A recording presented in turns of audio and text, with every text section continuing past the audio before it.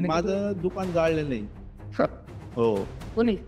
हे तर चंद्रकांतनीच म्हणायचं. जेव्हा माझं दुकान जाळलं, हां. त्याच्या दुसऱ्याच दिवशी मी परत नवीन सेटअप करून दुकान उभं केलेलं आहे. कस्टमरला स्पेसिफिकली कसं टार्गेट करायचं, कस्टमरचं नीड कशी ओळखायची आणि कस्टमरची सायकॉलॉजी कशी?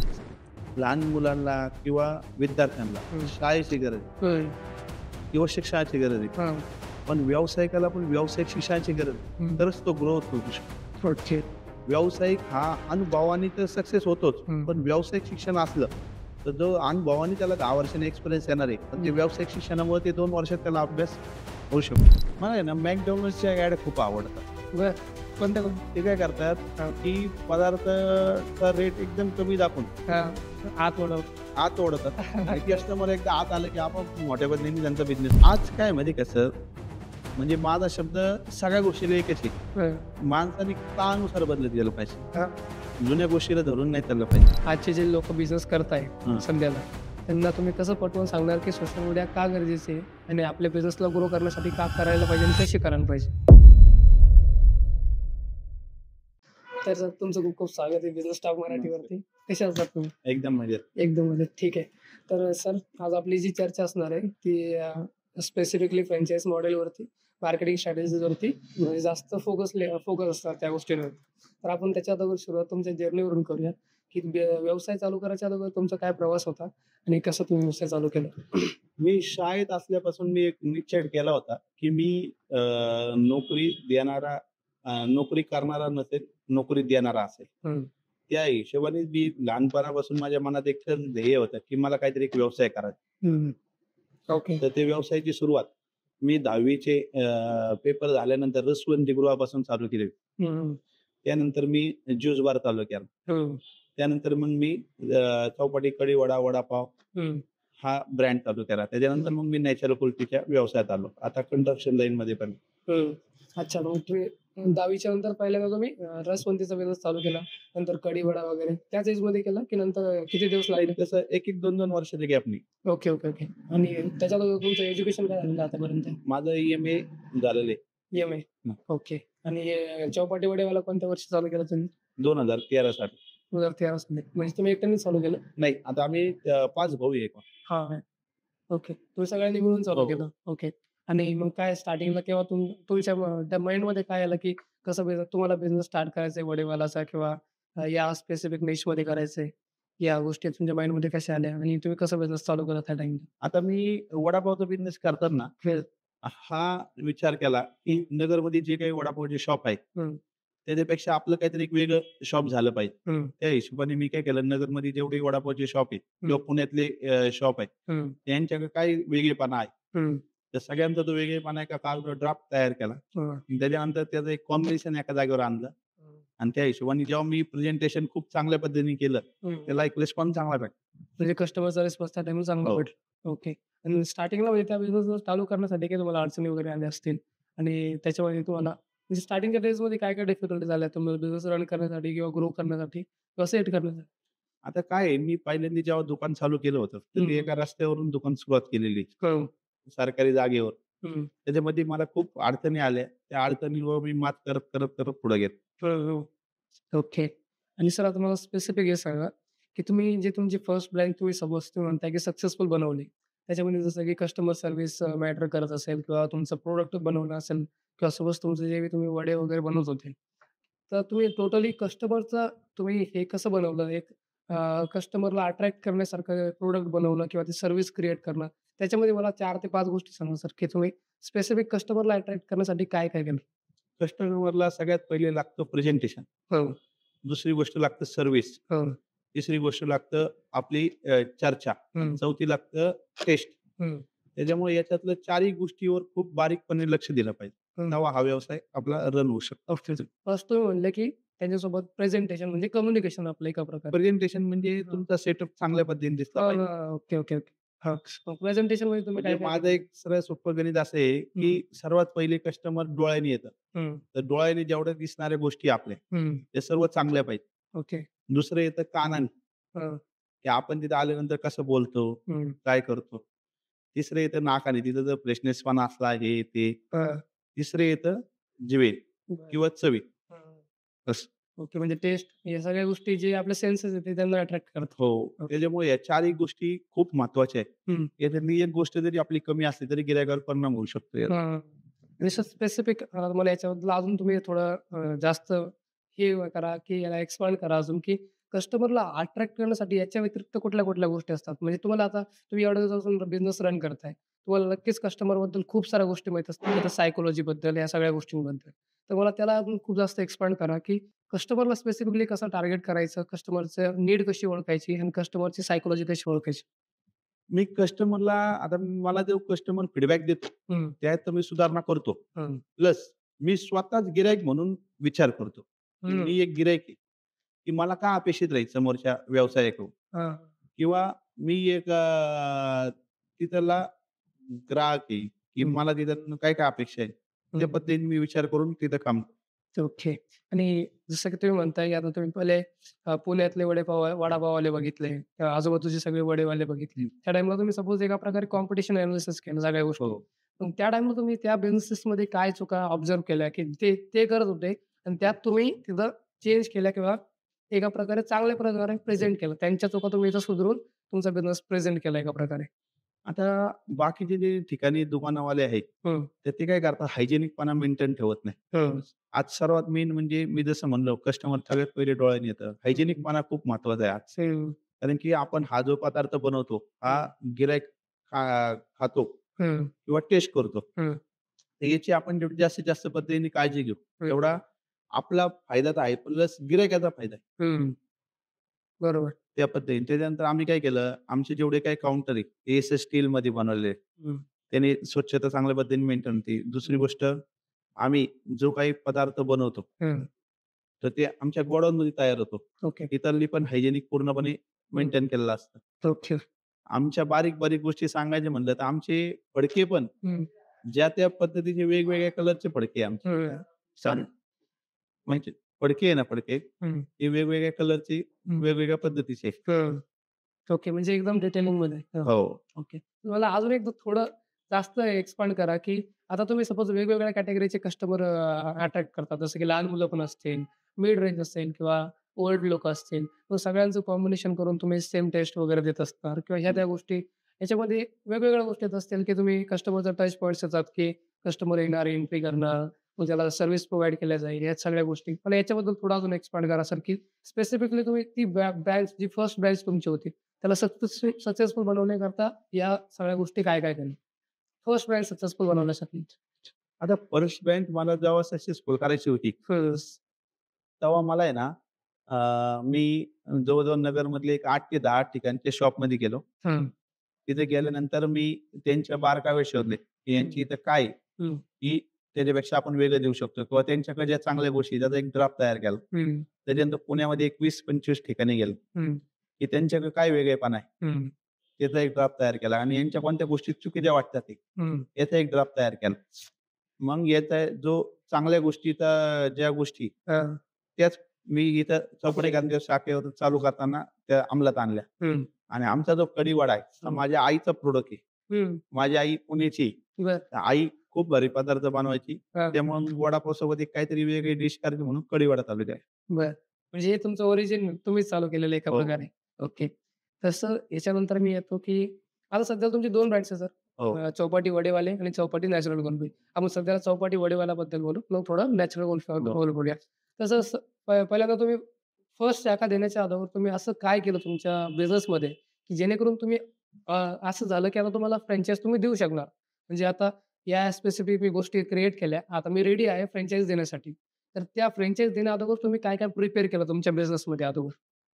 म्हणजे कस्टमर फ्रँचायझी धारकाकडून का हां, फ्रँचाईज मॉडेल कसं बनवलं? म्हणजे आता एक रेडी टू गो मॉडेल, की जेणेकरून मी आता फ्रँचाईज देऊ शकतो. आता माझं एक प्रोसेसेस बनल्या आहेत किंवा माझ्या आता सिस्टम्स बनलेले आहेत किंवा माझ्या फ्रँचायझी धारकाकडून एक 3 ते 4 प्रकारच्या रिक्वायरमेंट आहे. हं, फ्रँचायझी धारकांनी शॉप उघडल्यापासून संध्याकाळी क्लोज करण्यापर्यंत हं, त्यांनी स्वतः काम करायची तयारी असली पाहिजे. हं. दुसरी गोष्ट, चांगल्या ठिकाणी स्पॉट असला पाहिजे. बरोबर. तिसरी गोष्ट, कंपनीने सांगितल्याबद्दल रूल्स प्रमाणे त्यांनी काम केलं पाहिजे. हं, आणि चौथी गोष्ट, तो स्वतः ग्राउंड लेव्हलला काम करता आलं पाहिजे त्याला. हं. ओके. हे तुम्ही सपोज की तुम्ही फ्रँचाईज घेणाऱ्यामध्ये आणि जो तुमची फ्रँचाइज घेतो त्याच्यामध्ये हे तुम्ही हे लावतात. आता तुम्ही 2 ब्रँड बनवलेले सर. चौपाटी वाल्याचे किती फ्रँचाइज तुमच्या टोटल? आमचे चौकटी वडेवाल्याच्या 16 ठिकाणी फ्रँचाइज 16 ठिकाणी आणि नॅचरल कुल्फीचे? 72 ठिकाणी शाखा आहे. नॅचरल कुल्फी म्हणजे नॅचरल कुल्फी चांगला रिस्पॉन्स आहे. हो. आणि त्याच्यामध्ये किती प्रकारचे कुल्फी देतात तुम्ही? आता आपल्याकडे जवळ 35 ते 40 फ्लेवरची कुल्फी. हां. आणि ते तुम्ही स्वतः बनवले सगळे रेसिपी? आता हो. हं. मी पूर्ण भारतामध्ये जेवढे काही एक्झिबिशन झालेले ते सर्व अटेंड केले. हं. तुमच्या इंडस्ट्री हो, फूड लाईनमध्ये. काय ऑब्झर्व्ह केलं त्याच्यामध्ये? त्याच्यामध्ये वेगळेपणा बघायला भेटतो कंटिन्यू. हां. जसं की? जसं की आता समजा मी आज 35 ते 40 फ्लेवरची कुल्फी महाराष्ट्रात एकमेव बनवणार आहे, हां. आपला ब्रँड. हं. तसं तिथे वेगवेगळ्या पद्धतीचे कंपन्या असतात किंवा ब्रँड असतात, तर त्यांच्याकडे काय वेगळेपणा आहे. हं. जसं आपल्या कुल्फीत केलंय, तसं काही जणांनी श्रीखंडामध्ये केलेलं आहे. हं, हं, हं. ओके. अशा पद्धती. ते अप्लाय केलं तुम्ही त्याच्यामध्ये? हो. ओके. आता सर आपण सपोज फ्रँचाइज मॉडेलबद्दल तुम्ही बोलले, की फ्रँचाइज घेणाऱ्यामध्ये तुम्ही या गोष्टी बघतात. पण स्पेसिफिक आता तुमच्या फ्रँचायझीमध्ये काय-काय गोष्टी आहे जेणेकरून तुमचे फ्रँचाइज ओनर तुमची फ्रँचाइज घेतात? सपोज नॅचरल कुल्फीची जरी असेल किंवा वडेवाल्याची असेल, तुमचीच फ्रँचाइज काय घेतात? तुमच्या फ्रँचाइजमध्ये असं काय युनिक? आता आमचा जो वडापाव आहे, हं, तर त्याची जी टेस्ट आहे, हं. तर ती गिरायकांना तर खूप आवडते. हो. असं मी म्हणतो. असं नाहीये. गिराईक हां, आम्हाला येऊन हां. म्हणतात. बरं. त्या पद्धतीने त्याच्यानंतर आता आमचा जो कढी वडा आहे, हां. की तो कुणीच बनवला नाही आत्तापर्यंत. हां. ज्या पद्धतीने आमच्याकडे क्वालिटी आईनं बनवलं अगोदर. हां, हां. आईने बनवला. पण आता तर कुणीच बनवलं नाही आत्तापर्यंत. बरं. म्हणजे आमचे जे प्रॉडक्ट आहे, हां. हे काहीतरी युनिक आहे येस. आणि टेस्ट आहे. हां, म्हणून येस. लोकं आम्हाला अप्लाय करतात. त्याच्यानंतर आम्ही जी कुल्फीची फ्रँचाइज देतो, हां. त्याच्यामध्ये आमचा नियम असा आहे, की ज्या व्यक्तीचा काहीतरी ऑलरेडी बिझनेस आहे हं. फास्ट फूडचा, हं. तशाच व्यक्तीला आम्ही फ्रँचाइजी देतो. ओके.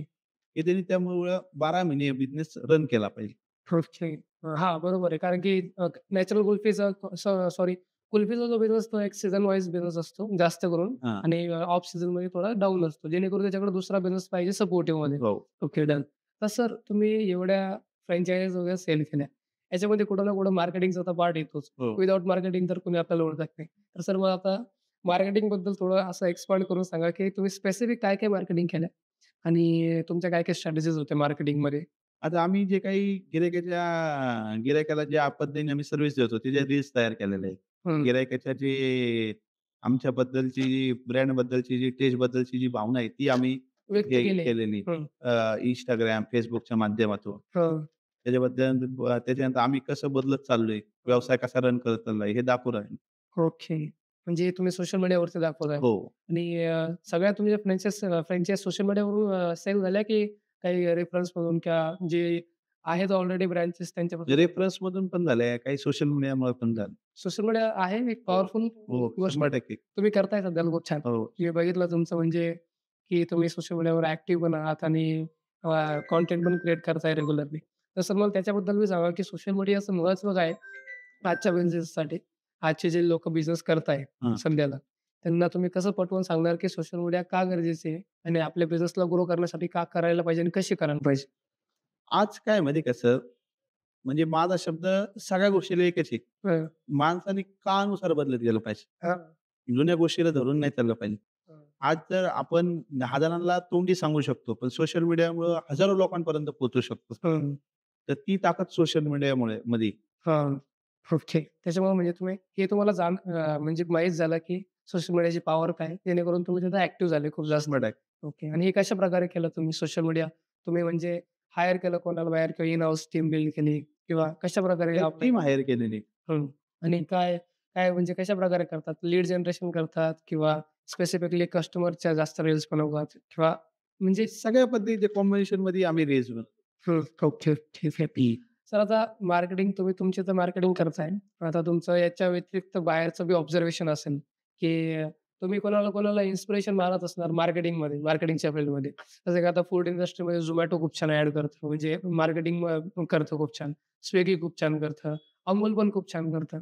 तर स्पेसिफिक तुम्ही कोणाला इन्स्पिरेशन मानतात, की जे खूप छान प्रकारे किंवा सॉरी मार्केटिंग करतात आणि तुम्ही त्यांच्या इन्स्पिरेशननुसार तुमची मार्केटिंग रन करतात किंवा तुम्हाला त्यांची मार्केटिंग आवडते?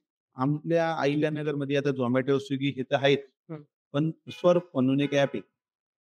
कोण? स्वर्प स्वर्प. ओके. हे गौरव फिरोज यांचं हां. आपल्या नगरमध्ये. ओके. ते चांगल्या पद्धतीने सर्व्हिस पण देतात आणि गिरायकाची पण मागणी त्याच्यावरून खूप असते आमच्या पदार्थाला. हां. म्हणजे माझा हा प्रश्न काय होता, की जी Zomato, Swiggyवानीच त्यांचं एक ॲप केलेलं आहे त्यांनी. हां, हां, हे तर फूड डिलिव्हरीचंच आहे. हो. आहे ना? त्याच्या थ्रू तुम्ही फूड डिलिव्हर करतात. हो. माझा प्रश्न हा होता, की जसं Zomato मार्केटिंग करतो, तुम्ही बघितलं असणार ऑनलाईन खूप छान मार्केटिंग करतो Zomato आणि तुम्ही याच्या व्यतिरिक्त भरपूर सारे कॅम्पेन बघितले असणार, की जे नॅशनल लेव्हलवरती खूप छान ॲड रनतात आणि जे इम्पॅक्ट पडतात माइंडमध्ये. आता सेम तुम्ही कोणाला इन्स्पिरेशन बनतात मोठ्या ब्रँड्समध्ये आणि ज्यांची तुम्हाला एखादी स्पेसिफिक ॲड तुम्हाला आठवत असेल, त्याने खूप जास्त इम्पॅक्ट पडला त्यांच्या कस्टमरवरती. मला आहे ना McDonald'sच्या ॲड खूप आवडतात. बरं. कोणत्या ते काय करतात, हां. की पदार्थाचा रेट एकदम कमी दाखवून हां. आत वळव. आत ओढतात आणि येस. कस्टमर एकदा आत आलं, की आपोआप मोठ्या पद्धतीने त्यांचा बिझनेस होतो. येस. नंतर आत आल्यावरती ते त्यांचं कम्युनिकेशन एवढं छान असतं. ते वाला समज असं लगेच अपसेल करतात किंवा ह्या सगळ्या गोष्टी. त्याला मला म्हणायचं 100% त्याच्यानंतर त्यांचं कॉम्बो पॅक एक चांगल्या पद्धतीने ते मार्केटमध्ये आणतात. हं, हं. ओके. म्हणजे आज कस्टमरला आहे ना काहीतरी वेगळेपणाच पाहिजे. हं. ओके. अजून 2-4 ब्रँड्स असो? तर McDonald's खूप छान पद्धतीने रन करतं म्हणजे हो. 100% त्यांना हां. मार्क दिला. ओके. ठीक आहे.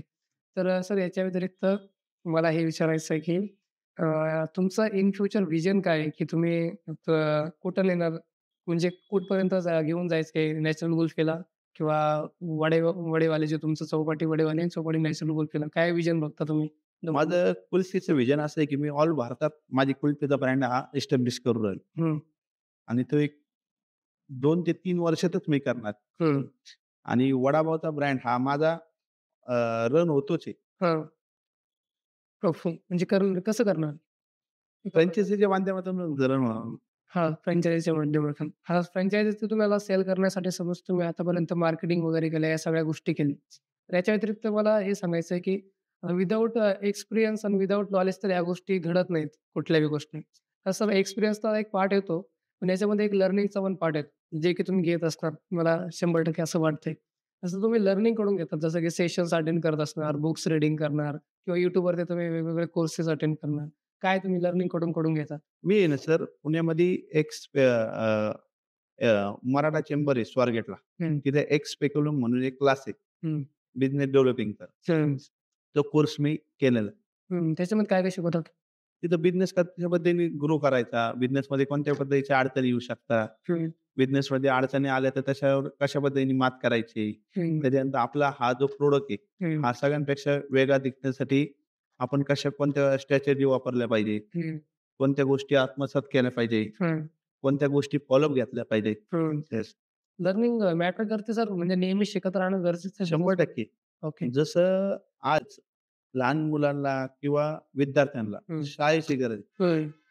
किंवा शिक्षणाची गरज आहे. हां. पण व्यावसायिकाला पण व्यावसायिक शिक्षणाची गरज आहे. हं. तरच तो ग्रोथ होऊ शकतो. ओके. व्यावसायिक हा अनुभवाने तर सक्सेस होतोच. हं, पण व्यावसायिक शिक्षण असलं, तर जो अनुभवाने त्याला 10 वर्षांनी एक्सपिरियन्स येणार आहे. पण ते हं. व्यावसायिक शिक्षणामुळे ते 2 वर्षात त्याला अभ्यास होऊ शकतो. म्हणजे तो एक्सपिरियन्स तो कमी वेळात ग्रॅब करू शकतो. ग्रॅब करू नंतर तो अप्लाय करू शकतो स्वतःच्या बिझनेसमध्ये. 100% आता सर एवढं तुम्ही मोठा बिझनेस बिल्ड केलाय. असं तर होणार नाही की विदाऊट अडचणी किंवा without challenges, without problems build झाला असेल. मला सर थोडं जास्त एक्सपांड करा सर, की तुम्हाला काय-काय प्रॉब्लेम्स आले आणि तुम्ही त्यांना कसं सॉल्व्ह केलं? म्हणजे 4 ते 5 प्रॉब्लेम्स सांगा, ज्या स्पेसिफिक प्रत्येक बिझनेसमॅनला येतातच त्याच्या बिझनेसमध्ये आणि ते तुम्ही माझं दुकान जाळलेलं आहे. हो. कोणी? हे तर चंद्रकांतनीच म्हणायचं माझं दुकान जाळलेलं आहे. ते जेव्हा माझं दुकान जाळलं, हां. तर त्या दुसऱ्याच दिवशी मी परत नवीन सेटअप करून दुकान उभं केलेलं आहे. अशा पद्धतीने अडचणीला सामोरं गेलो. दुसरी गोष्ट माझं जेव्हा पालिकेच्या रस्त्यावर दुकान होतं, तेव्हा खूप जणांनी अर्ध-भानगडी केल्या. त्याच्यामुळे मला लक्षात आलं, की आपण रस्त्यावर आहे म्हणून आपल्याला अडचण आणली. त्याच्यामुळे मी जागा रेंटच्या ह्याच्यात गेलो. तर जागा रेंटच्या ह्याच्यात गेल्यानंतर तर तिथं लक्षात आलं, की करार लवकर संपतो म्हणून मी स्वतःच्या गाळ्यात गेलो. बरं. जेव्हा स्वतःच्या गाळ्यात गेलो, तर एवढा गाळा होता, तर अजून मोठ्या पद्धतीने कसं जाता येईल, तशा पद्धतीने म्हणजे कंटिन्यू मी चॅलेंजिंगमध्येच गेलेलो आहे. हं. अशी अजून कोणती काय-काय गोष्ट मला सोपी भेटलेली नाही. अजून काय-काय चॅलेंजेस आले? म्हणजे हे तर तुम्ही एक सांगितलं. अजून तर भरपूर सारे येत असतील. म्हणजे येत आले असतील भरपूर सारे चॅलेंजेस. अजून काय तसे हे नाही आले. म्हणजे आतापर्यंत हेच चॅलेंजेस आले. हो. आणि सपोज एक बिझनेसमॅनचं माइंडसेट काय आता? माइंडसेट काय असायला पाहिजे? जसं की तुमचं माइंडसेट आहे की चॅलेंजेस चॅलेंजेस आले त्यांना सॉल्व्ह करायचं. हो. तर स्पेसिफिक याला बिझनेसमॅननं काय माइंडसेट ठेवला पाहिजे त्याच्या बिझनेसमध्ये जेव्हा तो बिझनेस रन करतोय, त्यानं कुठला माइंडसेट घेऊन चाललं पाहिजे, की त्याला बिझनेस जर ग्रो करायचा आहे, तर हा स्पेसिफिक माइंडसेट त्याला घेऊन चालावं लागेल बिझनेसमध्ये. त्याने पहिले ती एक गोष्ट लक्षात घेतली पाहिजे, की तो 6 महिने, कमीत कमी 6 महिने हं, त्यांनी पूर्ण वेळ त्याच्या व्यवसायाकडे लक्ष दिलं पाहिजे. हं, म्हणजे दिवसातले 24 तास असतात ना, तर 16 तास त्यांनी काम केलं पाहिजे. हं, हे सर्वात मेन गोष्ट आहे. कारण की हं, जो माणूस व्यवसायाला वेळ देऊ शकतो हं, किंवा सातत्य ठेवू शकतो हं, किंवा कष्ट करू शकतो, तोच माणूस आज व्यवसायात सक्सेस होणार आहे. कोणता पण व्यवसाय असला तरी. हं. ओके. आणि सर जसं की आता तुम्ही मार्केटमध्ये बघत असणार भरपूर सारे बिझनेसमॅन. असे बिझनेसमॅन काय चुका करतात जेणेकरून ते तिथं स्टक राहतात? म्हणजे जसं की मी फ्रँचाइज मॉडेलमध्ये उतरले, तुमच्या एवढ्या साऱ्या शाखा बनल्यात. पण काही-काही लोक असतात की ते 20 वर्ष, 30 वर्ष, 40 वर्ष एकाच दुकानावरती स्टक असतात. त्यांच्यामध्ये असं काय ही गोष्ट आहे की त्याला तिथंच अडकवून ठेवते? आता मी नवीन-नवीन हे बघतो ना, काही प्रोडक्शनवाले किंवा मॅन्युफॅक्चरिंगवाले, हं, हे काय करतात, सर्व कामं स्वतःच करायच्या प्रयत्नात असतात. हं, जेव्हा आपण काम करून घेऊ शकतो हं. किंवा करायला लागू, जाऊ तेव्हाच आपण सक्सेस. बरोबर. जर मी म्हणलो मीच बनवणार, मीच विकणार आणि मीच पैसे घेणार, हं, तरी पण आपण सक्सेस नाही होऊ शकत. हं. ओके. आपल्याला सिस्टम लावता आली पाहिजे मेन म्हणजे. म्हणजे ऑटोमेट करता आलं पाहिजे. हो. लोकांना रिस्पॉन्सिबिलिटी देता आल्या पाहिजे सगळ्यांना. गिरायकाला ज्या फॅसिलिटी लागतात त्या आपण एकमेव देऊ शकत नाही. पण आपण जर टीमसोबत काम करून घेतलं, टीमसोबत जेव्हा आपण जुळू, हं, तेव्हा ते आपण सगळ्या पद्धतीच्या कस्टमरला सुविधा देऊ शकतो. हं. ओके. ठीक आहे. सर मला अजून एक सांगा, की स्पेसिफिक फूड इंडस्ट्रीमध्ये काय-काय असं ज्या गोष्टी ज्या सुधारायला पाहिजे, म्हणजे not in your business but की महाराष्ट्रामध्ये असो किंवा इंडियामध्ये असो, जे तुम्ही ऑब्झर्व्ह केलंय, की ह्या गोष्टी सुधारल्या पाहिजे फूड इंडस्ट्रीमध्ये. जेणेकरून जर आणि त्या गोष्टी जर कोणी पण सुधारवल्या स्वतःच्या बिझनेसमध्ये, तर तो नक्की ग्रो होऊ शकतो. जसं की तुम्ही म्हणता, की हायजीन मेंटेन नाही करत भरपूर सारे बिझनेसमॅन्स किंवा कस्टमर सर्व्हिस. याच्या व्यतिरिक्त किंवा यामधूनच जर तुम्ही एक्सपांड करायचं आहे तुम्हाला, तर काय-काय चुका करतात लोकं फूड इंडस्ट्रीमध्ये स्पेशली? मला लक्षात नाही आलं तुम्ही काय म्हणजे जसं की लोकं आता तुम्ही हे केलं, तुम्ही काय म्हणले, की आम्ही टेस्ट बिल्ड केली. आम्ही कस्टमर सर्व्हिस चांगले केली. आम्ही प्रेझेंटेशन चांगली केली. स्पेसिफिक आता मला फूड इंडस्ट्रीमध्ये हे तुमचं जाणून घ्यायचं आहे, की तुम्ही जसं की आता लोकं रेसिपीज नाही बनवत भरपूर सारे. काय करतात, की दररोज येतात ते सेम काय जे बी मिक्स करायचं. सपोज वडापाव आहे, की मिक्स केलं पीठ वगैरे हे त्या गोष्टी आणि बनवलं. काही त्याची दररोजची रेसिपी नाही, काही नाही, काही नाही. आज आज वेगळी टेस्ट आहे, की उद्या वेगळी टेस्ट आहे. सपोज हा एक प्रॉब्लेम आहे किंवा एक वेगळी गोष्ट आहे. जर तुम्ही काय म्हणताय, की मी एक सिस्टम बनवली जेणेकरून रिपीटेबली सेम रिझल्ट्स येतात. सेम काही-काही गोष्टी अजून तुम्ही ऑब्झर्व्ह केल्या असतील फूड इंडस्ट्रीमध्ये, की ज्या चुका आहे, मिस्टेक करताय बिझनेसमॅन्स जे सुधारू शकतात ते. सर्वात मेन म्हणजे ना, कस्टमरनी म्हणजे मी जे काही बघतो, ते हायजीनपणा मेंटेन नाही करत. हं, जरी त्यांची क्वालिटी असली, तर हायजीनपणा खूप महत्त्वाचा भाग आहे. त्यांनी हायजीनपणावर जास्त लक्ष दिलं, तर एक आपण गिरायकाला चांगल्या पद्धतीचा पदार्थ टेस्ट देऊ शकतो किंवा खाऊ घालू शकतो. फील्ड. दुसरी गोष्ट, तिथं असणाऱ्या म्हणजे कस्टमरला हं, किंवा येणाऱ्या कस्टमरला आपण कशा पद्धतीने त्याला लवकर सर्व्हिस देऊ शकतो. हं. काही-काही यांची इथे क्वालिटी खूप चांगली असते, पण सर्व्हिस नीट नसते. हां. ही पण खूप महत्त्वाची गोष्ट. ओके. तर आज म्हणजे भरपूर सारा जो युवा जो आहे महाराष्ट्रातला, तर एक आता सध्याला फ्रँचाइज बिझनेस किंवा एक उद्योजकची सध्याला एक हे चालू आहे, खूप जास्त ट्रेंडमध्ये चालू आहे. आणि याच्यामध्ये भरपूर सारे सक्सेस पण होत आहे, पण भरपूर सारे चुका पण करताय भरपूर सारे लोक. तर मग तुम्ही त्यांना काय ॲडवाईस देणार, की कशाप्रकारे बिझनेस रन केला पाहिजे आणि काय बिझनेसमध्ये चुका नाही केल्या पाहिजे?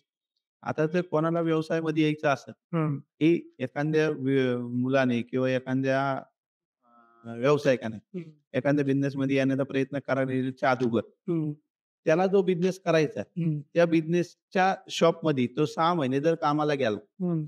तर त्याला खूप चांगल्या पद्धतीचा अनुभव भेटू शकतो. आणि त्याच्यानंतर त्याने जर दुकान केलं, तर त्याला त्याचा खूप फायदा होईल. आणि जर एखाद्याने डायरेक्ट दुकान केलं, तर त्याला खूप अडचणीला सामोरं जाऊन त्याच्यानंतर तो सक्सेस होईल. हं, त्याच्यामुळं माझं एकच सांगणं आहे सगळ्यांना, की पहिल्यांदा तुम्हाला जो काही बिझनेस तुम्ही करण्याचा प्लॅन केला आहे, तिथं जाऊन तुम्ही प्रत्यक्षात काम करायची सवय लावा. हं. काम करा. ती कला आत्मसात करा आणि मग व्यवसायात करा. ओके.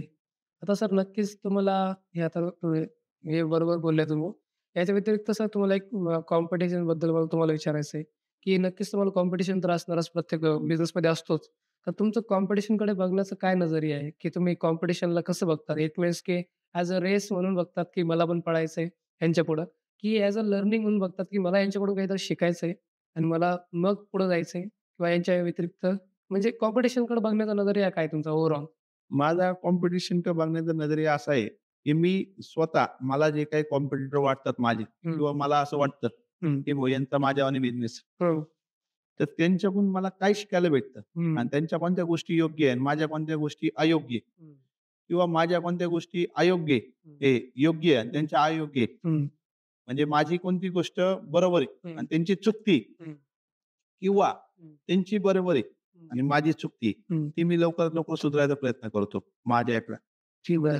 धन्यवाद सर तुम्ही तुमचं म्हणजे खूप महत्त्वाचा वेळ इथं शेअर केला. आमच्यासोबत वाटला आणि चॅनलवरती खूप साऱ्या चांगल्या गोष्टी सांगितल्या. नक्कीच या पॉडकास्टमधून खूप साऱ्या बिझनेसमॅन्सला मदत होईल.